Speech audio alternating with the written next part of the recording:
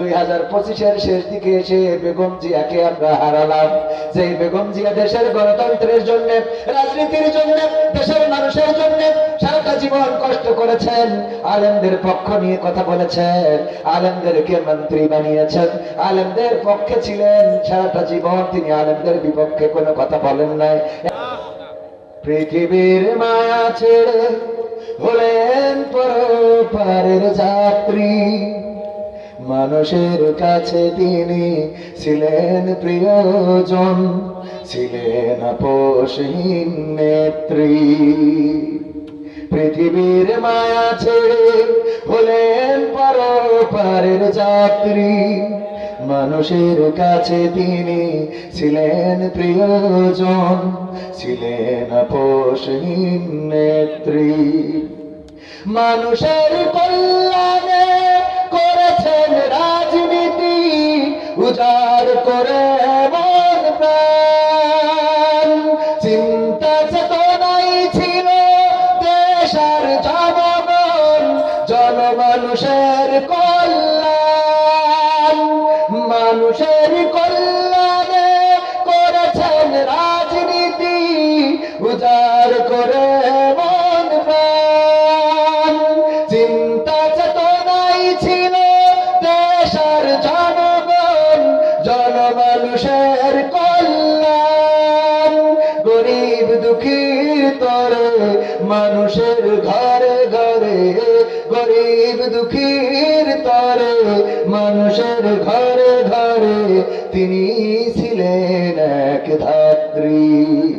পৃথিবীর মায়া ছেড়ে হলেন পারের যাত্রী, মানুষের কাছে তিনি ছিলেন প্রিয়জন, ছিলেন আপোষহীন নেত্রী। আলেমের প্রতি তার ছিল ভালোবাসা, করত অনেক বেশি সম্মান। আল্লাহর প্রতি পূর্ণ আস্থা রেখে চলেছে স্বামী আর সন্তান। আলেমের প্রতি তার ছিল ভালোবাসা, করত অনেক বেশি সম্মান। আল্লাহর প্রতি পূর্ণ আস্থা রেখে চলেছে স্বামী আর সন্তান। গরিব দুঃখীর তরে মানুষের ঘরে ঘরে, গরিব দুঃখীর তরে মানুষের ঘরে ঘরে তিনি ছিলেন এক ধাত্রী। পৃথিবীর মায়া ছেড়ে হলেন পারের যাত্রী, মানুষের কাছে তিনি ছিলেন প্রিয়জন, ছিলেন আপোষহীন নেত্রী। ঠিক বললাম না ভুল বললাম?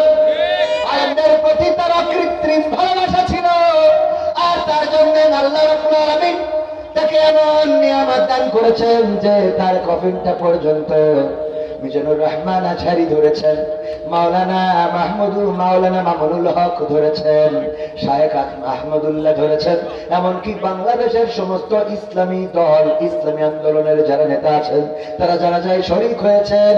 শুধু তাই নয়, বাংলাদেশে অনেক বড় একটা জানাজা হয়েছে। আল্লাহ রাব্বুল আলামিন তার জীবনে যদি কোনো ভুল ত্রুটি থেকে থাকে ক্ষমা করে দিয়ে জান্নাতের মধ্যে জায়গা করে দিন, পড়েন আমিন। আচারি ভাইয়ের মতো মানুষ খাটিয়ে ধরেন, এটা অনেকেই আবার বলছেন যে যদি উনি খাটিয়ে ধরেন এবং বড় জানাজা হয় তাইলে কি জান্নাত পাবেন কিনা? জান্নাতের মালিক কে? জান্নাতের মালিক আল্লাহ। কে খাটিয়া ধরলো কে ধরলো না এটা পরের কথা, কিন্তু সম্মান আল্লাহ রাব্বুল আলামিন বলেছেন ওয়া তুইজ্জু মান তাশা ওয়া তুযিল্লু মান তাশা। আল্লাহ যাকে চান তাকে সম্মান দান করেন, আর যাকে চান তাকে বেইজ্জতি করেন। এমন আছে না নাই? অনেক নেত্রীর জন্য মানুষ মৃত্যু কামনা করে, এমন আছে না নাই? অনেক নেতার জন্য মানুষ মৃত্যু কামনা করে, এমন আছে না নাই? আবার অনেক নেতা নেত্রীর জন্য মানুষ কলিজা থেকে দোয়া করে, ও আমার ভাইয়েরা, এই জন্য মৃত্যু দিয়ে জানাজা দিয়ে যদিও জান্নাত হবে কি হবে না, বড় কথা হলো আল্লাহ রাব্বুল আলামিন জমিনের পরে ইজ্জত দান করেছেন। জমিনে যদি কাউকে ইজ্জত দান করে, পরকালেও আল্লাহ তাকে সম্মানিত করতে পারে না, পারে না? জমিনের পরে ইজ্জত দান করেছেন আল্লাহর নবীদেরকে, আল্লাহর ওলিদেরকে। জমিনের পরে ইজ্জত দান করেছেন আল্লামা দেওয়ার হুসাইন সাইদিকে। কথা কয় না? ইজ্জত দিয়েছে না দেয় নাই? মানুষটা মারা গিয়েছে, কিন্তু সেই মানুষের আলোচনাগুলো আজও চলমান। মানুষেরা এখনো হৃদয় দিয়ে কলিজা দিয়ে ভালোবাসে, এমন আছে না নাই? এখনো যদি পিরোজপুরে যায়, তার কবরটা জিয়ারত করার চেষ্টাটা করে। ও আমার ভাইয়েরা, অথচ এই মানুষকে অপরাধে অপরাধী করে কয় বছর কারাগারে রাখা হয়েছিল? কয় বছর? 13টা বছর, এক যুগের বেশি। 13টা বছর কারাগারে রাখলেন, কিন্তু সেই মানুষটা জানাজার দিন ফ্যাসিস্ট সরকারের আমলে এত বড় জানাজা হলো, যেই জানাজায় প্রতিবন্ধকতা সৃষ্টি করা হলো, কিন্তু জানাজায় কি লোক কম হয়েছে? কম হয়েছে? এটাই হলো ইজ্জত, এটাই হলো সম্মান। আবার দেখা যাবে অনেকেই মারা যাবে, তার জানাজাটাও তেমন ঠিক মতো হবে না।